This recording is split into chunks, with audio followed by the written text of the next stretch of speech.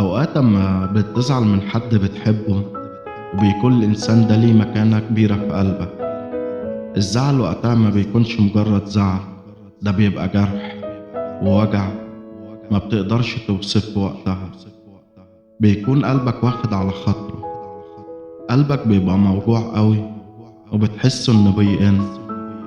وقتها بتبقى عايز تقول للشخص ده لو تعرف قد إيه أنا بحبك، لو تعرف القلب اللي اتوجع بسببك ده شايفك إزاي وإنت جواه.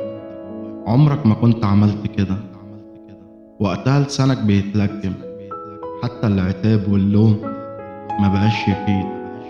بتكتفي بالصمت وانت موجوع، لأنه كلامك وقتها مش هيخفف جرحك ولا هيعوضك عن وجع قلبك. بس لو قلبك بيتكلم كان هو اللي اشتكى، لأنه هو أكتر حد اتأذى من الحب ده. بلاش تقسوا على اللي بتحبوهم لمجرد إنكم متأكدين من حبهم وواثقين إنهم هيتحملوا.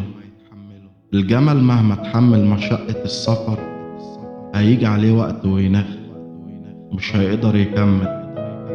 كل جمل وليه طاقة، وكل قلب وليه قدرة تحمل.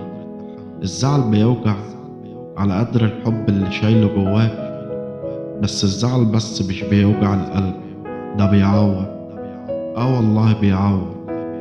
تخيل انت بقى مجرد تعويرة في ايدك مش بتتحملها، ما بالك بقى لو التعويرة دي كانت في قلبك. تخيل كده، رفقا بقلوب محبينكم، بدل ما تترحموا عليهم وعلى حبهم وقت لا ينفع الندم.